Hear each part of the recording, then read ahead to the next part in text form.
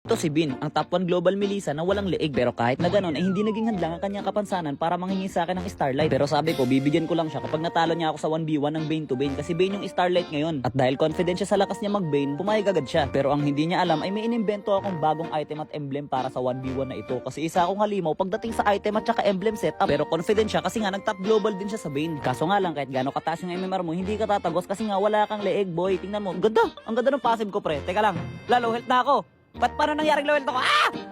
Teka, joke lang. Nakachamba pa talaga sa akin tong kwintas na to. Ay, teka lang, shark bait.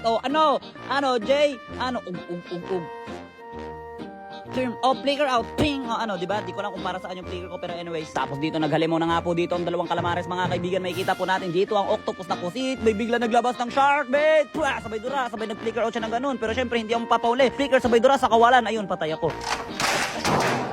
It's payback time. Ano ka, maswerteng kumag? Wata.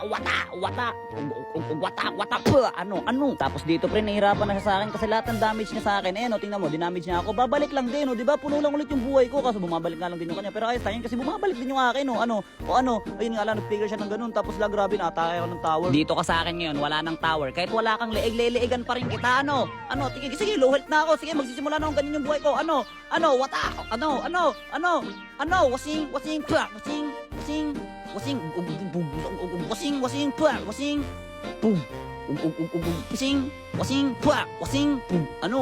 Top global Bane pala yun, tapos ako hindi man lang ako Bane user. Ano ba naman yun? Pero dahil mabait ako sa mga aso, tsaka mukhang aso, binigay ko pa rin sa kanya.